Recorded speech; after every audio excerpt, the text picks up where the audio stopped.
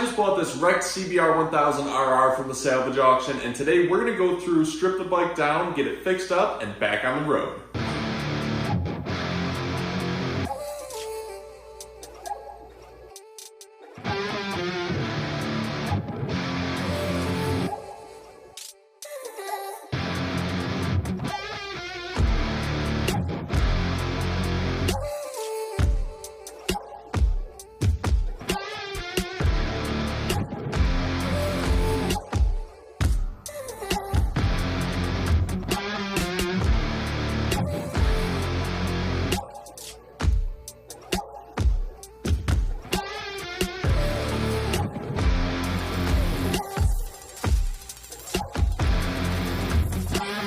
Alright guys, so here she is, our 2006 Honda CBR 1000RR. I'm going to show you guys what I think happened to the bike. Now let me know in the comments below what you think might have happened. Let's take a closer look at the damage on this thing. So you guys can see right here all of this metal and everything that was scraped up from the bike going down.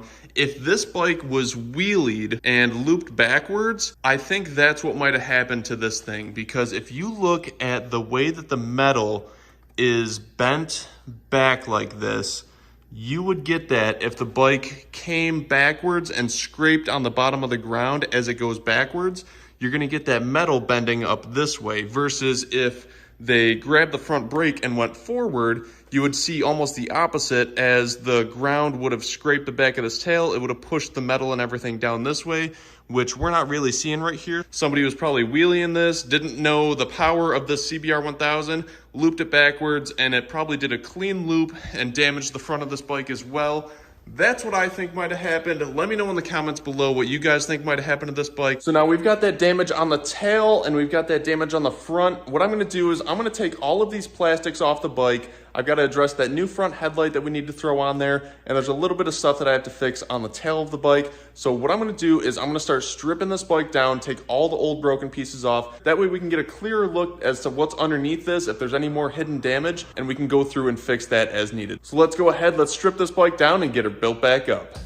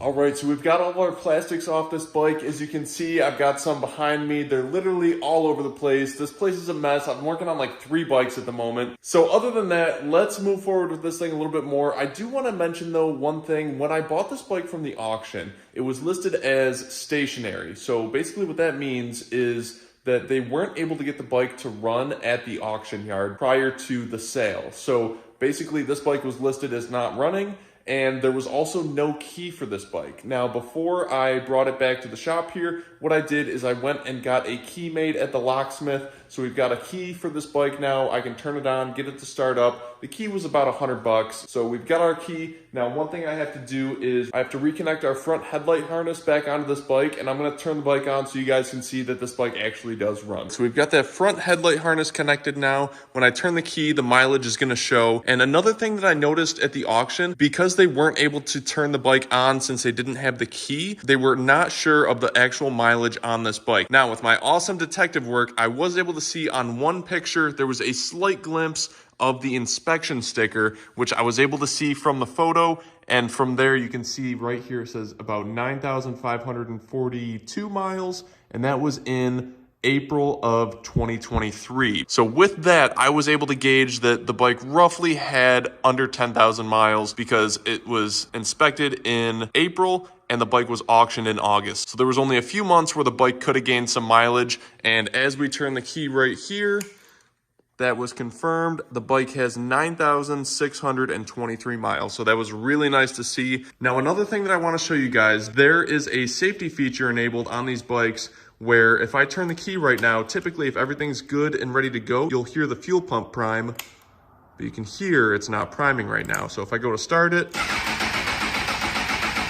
it's just gonna crank and crank and crank. Now, the reason for this, up in the front of the bike, typically in this area on the Honda CBR 1000s and the CBR 600s, there is this little guy. Now, this right here is your tip over sensor. So this should be facing up like this. Usually it sits in the front of the bike, right like that. If it gets tipped over, if the bike detects it's in an accident and it goes like that, it's gonna kill the power to the bike. So in order for it to start, we have to have it sitting straight up like that. So now when we turn the key, the fuel pump should prime. Just like that. You can hear that whirring sound, and we go to start it. Fires up instantly. Very nice. Now I did check, this bike does have oil in it, so I'm gonna let it run for a few seconds here.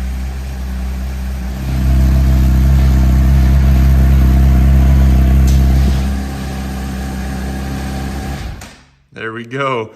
That is what the tip over sensor does. If it notices it gets upside down or to an angle that is past its tolerance, it's gonna shut the bike off just like that. So it's a really good example as to how that thing works.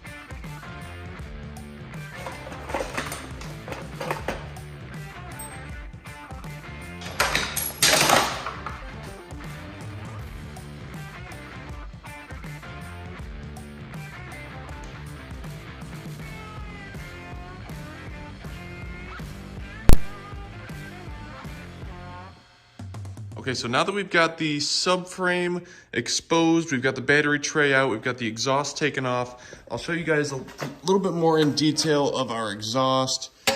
It's definitely bent right there. You can see where it's kind of folded up on itself, definitely squished in. And one thing that is really nice is I have an exhaust over here that I got off of a CBR 1000 that I parted out a couple years ago. So this one is nice and fresh. So we're gonna throw that on there. Now that we have our subframe exposed, I'll show you guys this little bit of goodiness right here. Our subframe is bent. So as you can see, this bar right here is kind of angled down a little bit. So what I'm gonna do is I'm gonna loosen up the bolts. I'm gonna loosen those up to kind of take some of the tension off of the subframe right now. And then there's also a couple bolts back here I'm gonna loosen up. I'm gonna take the tension off those bolts and we're gonna see if we can kind of slowly tweak this back into shape and see if we can salvage this rear subframe.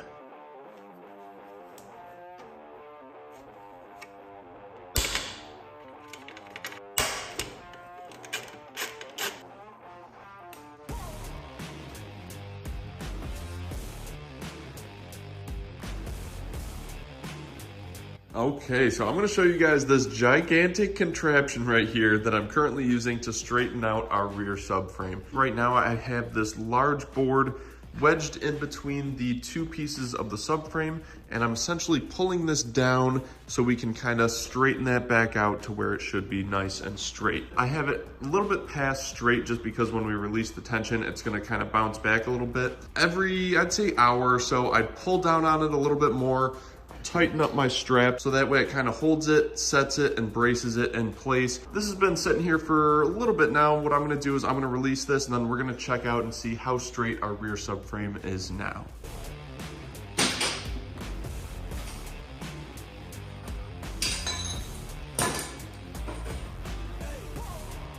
I'm gonna maybe try and tweak that a little bit more, but I'd say that's a lot better than where we were originally with this. Remember, it was angled really far down like this. While it was tweaked like that with the board, I ended up tightening up the bolts a little bit to kind of help lock it in place. I think this is looking really good. I'm gonna tweak it a little bit more and then we can start reinstalling our new pieces on this bike.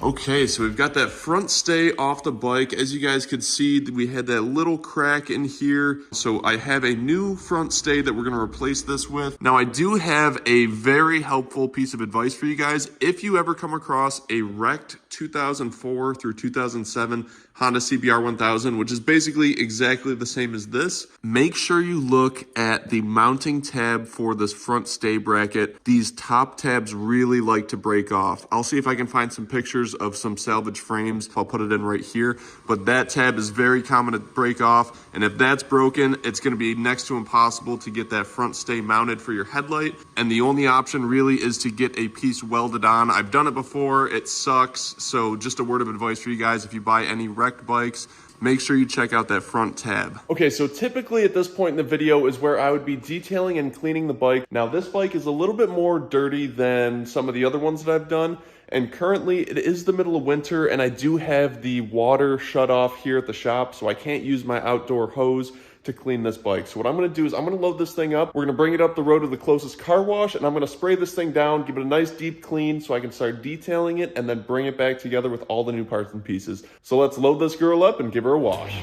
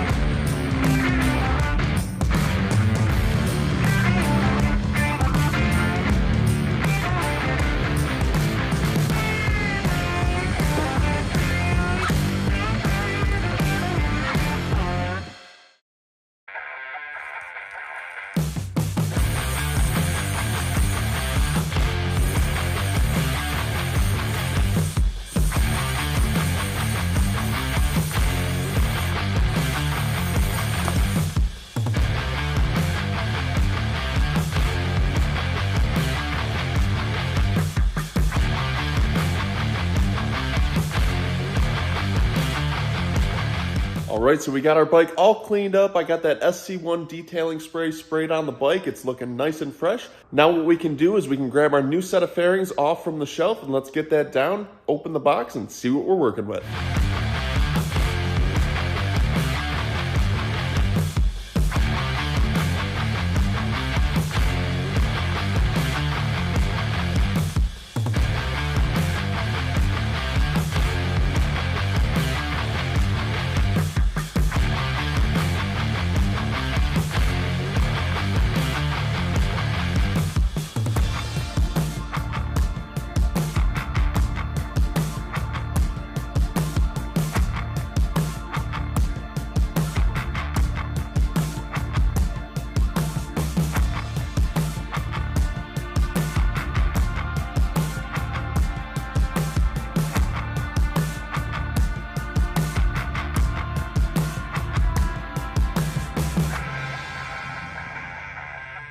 Check it out, guys. We've got these beautiful new fairings for this CBR 1000. On the lower belly fairings, we've got this matte finish with the Honda logos on there. Really, really nice quality.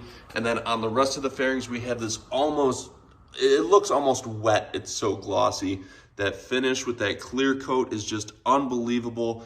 Aukmarts.com did an amazing job, as always, again, with the colors on this fairing set. I'm super happy with this, how they turned out. Now, as much as I like those blue and yellow fairings on the CBR 1000 that it originally had, I do already have a blue and yellow CBR 1000 here at the shop. So that is why I ended up going with a silver theme for this bike. It's actually a replica of the 2006 CBR 1000. So let's go ahead, get these on the bike. And remember, if you guys are interested in getting a new fairing kit for your motorcycle, any type of sport bike, hit up Aukmarts.com. I'll put the link in the description below. And if you guys are interested, use promo code RK Motorsports at checkout, and that's going to save you a little bit of cash off the top. They've got hundreds of designs for all the top sport bike brands, so be sure to check them out today. Tell them Rob sent you, and remember RK Motorsports at checkout. That's going to save you some cash. Let's get these fairings on this bike.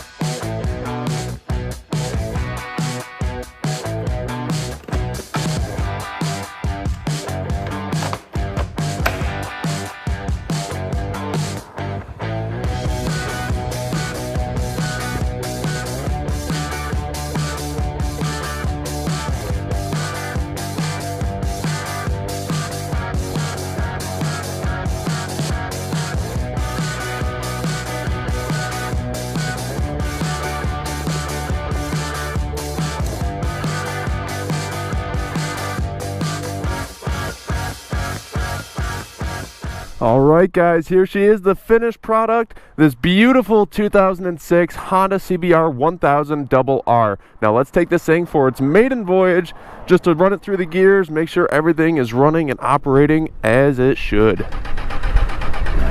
There we go. All right, let's open her up a little bit.